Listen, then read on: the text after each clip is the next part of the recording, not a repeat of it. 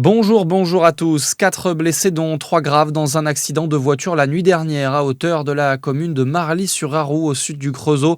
Un choc frontal très violent entre deux voitures dans une longue courbe d'une route départementale. 25 pompiers et 2 équipes du SMUR ont été engagés sur place. Les victimes sont jeunes, âgées de 17 à 20 ans. Elles ont été transportées sur les hôpitaux de Paray-le-Monial et Monceau. Un homme en garde à vue depuis hier à Besançon, interpellé après avoir poignardé à plusieurs reprises un homme de 29 ans lors d'une rixe qui a éclaté en pleine journée dans le quartier Battant.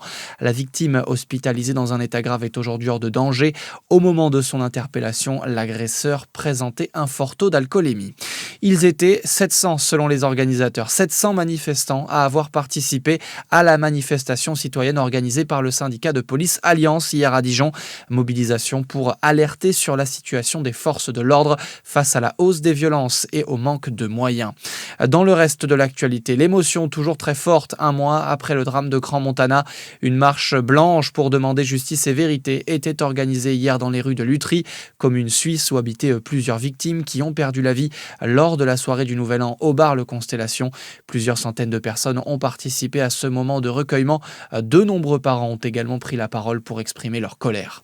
L'UNEF menace d'une mobilisation massive. Réaction du syndicat étudiant à la proposition du MEDEF qui souhaite, pour lutter contre le chômage chez les jeunes, la mise en place d'un CDI qui pourrait être rompu sans motif pendant les premières années.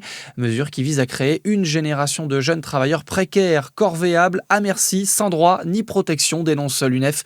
Refus catégorique de la CGT également. Un point sur les résultats sport de la veille. Victoire en football des joueuses de Dijon sur la pelouse de Strasbourg 3-0 qui permet au DFCO de rester 7e du championnat. Et puis en basket, en Betclic Elite, défaite de l'Élan Chalon sur le parquet de Nanterre, le 2e du championnat. Bonne journée à tous sur Fréquence Plus.